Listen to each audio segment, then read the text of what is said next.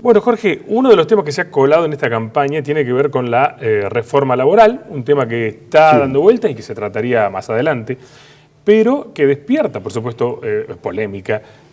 Básicamente, ¿cuáles son los alcances que tienen los proyectos que están en curso? Hubo 3 proyectos, el de noviembre del 17, el de marzo del 18 y el de abril del 18. Todos tenían más o menos una misma intención, básicamente lo que se refiere al aspecto laboral exclusivo, porque hay aspectos que tienen que ver con la seguridad social, con el blanqueo de lo que es informal en la economía. Trabajo, sí, que es un alto porcentaje, por otra parte. Pero me ubico en lo que es específicamente laboral. Bien. Los 3 proyectos que hubieron, 2 del Poder Ejecutivo y el último, el de abril, de los senadores del PRO, proponían modificar el esquema actual que deriva del artículo 14 bis de la Constitución Nacional, que habla de la protección de los trabajadores contra el despido arbitrario, y que esa protección se da a través del pago de una indemnización por despido, claro, ¿no?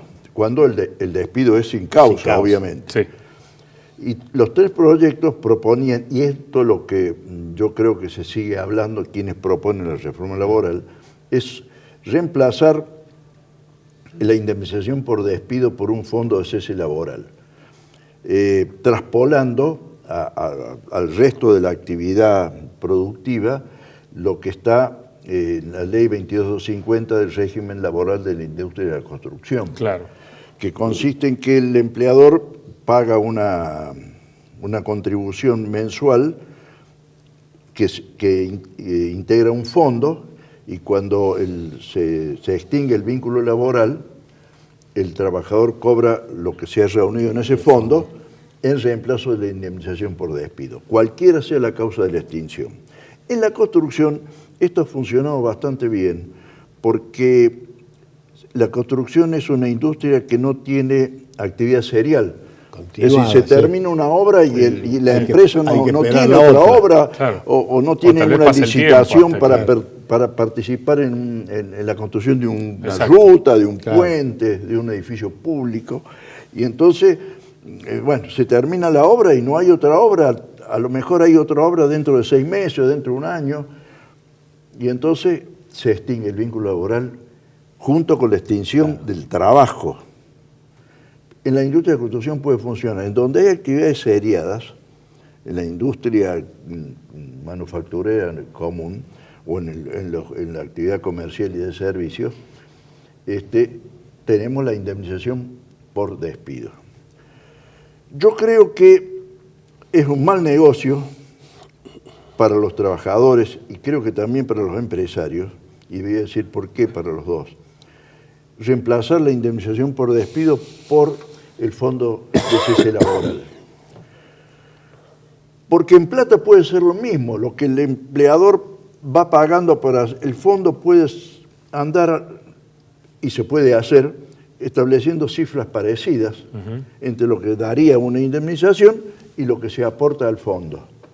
El tema está en otro lado, en el perjuicio psicológico al trabajador, que cuando sabe que si lo despiden sin causa, el empleador tiene que preavisarlo y además tiene que pagarle una indemnización, tiene una suerte de protección, claro, que le da un poco más de tranquilidad, una limitada garantía de estabilidad. Claro. Es decir, la cosa no es de un día para otro. Claro. Con el fondo de desempleo o fondo de cese laboral, la cosa es de hoy para dentro de 2 minutos. Claro, eso genera una situación de mucha tensión. De tensión y sobre todo la falta de la sensación de estabilidad en el empleo. Claro, es muy grave. Y eso es malo para el trabajador, pero es malo para el empleador. ¿Por qué es malo para el empleador?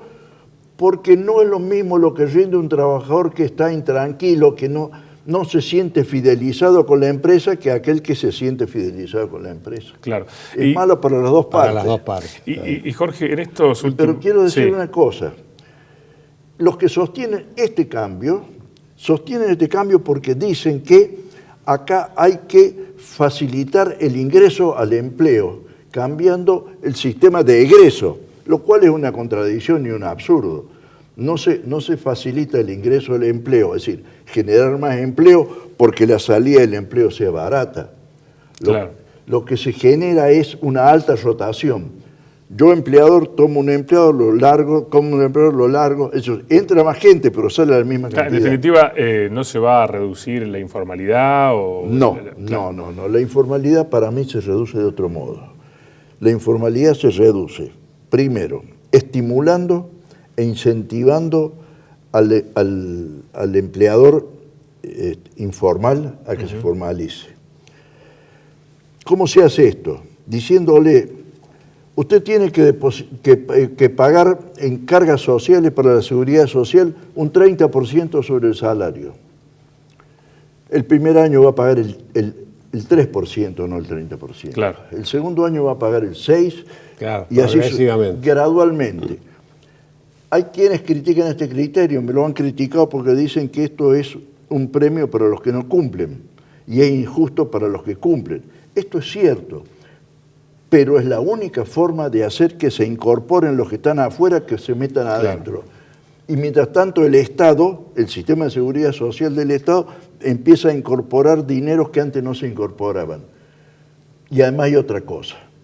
No solamente decirle formalícese, entre a la economía formal, sino hay que darle un seguimiento y asesoramiento a los que entran en la formalidad, claro. No dejarlo solo, sí. Porque hay mucho, la pyme, este es un país de pymes. Así es. Y el pequeño empleador que tiene 2 o 3 empleados, está en negro porque no sabe manejar su economía, necesita que lo asesoren, que lo ayuden, que claro. Lo acompañen. Y otra cosa que es muy importante, no solamente porque no sabe manejar su economía, sino porque no sabe cómo hacer los trámites. Claro, necesita que lo ayuden, que alguien le dé una mano. Son emprendedores de buena voluntad, de buenas ganas, pero que no saben cómo hacer las cosas. Entonces no lo pueden dejar suelto. Yo creo que el costo de la seguridad social es lo que hay que bajar en materia de costo laboral. ¿Cómo se baja el costo de la seguridad social? Reemplazando el 40% de trabajo en negro por trabajo formal. Así bajamos, porque si entran más, los que están hoy van a pagar menos y entonces se baja el costo laboral, no facilitando el despido de los trabajadores. Jorge, ya en 2 minutos, porque estamos en la recta final, y en este caso como presidente de la Convención del Radicalismo, ¿cómo ve la recta final de esta campaña rumbo a las PASO? Yo la veo mal. ¿Por qué la veo mal? Porque no sé si es la primera vez, pero no son muchas las veces, en todo caso, que yo he visto que estemos en una campaña electoral donde se discuten censuras y críticas de unos hacia otros. No hay ideas, no hay propuestas. No estamos discutiendo propuestas ni ideas, estamos asistiendo a una lucha entre candidatos muy parecidos todos, desde mi punto de vista, donde no hay propuestas. Es decir, no sabemos qué va a pasar, se lanzan ideas que por ahí uno no las entiende.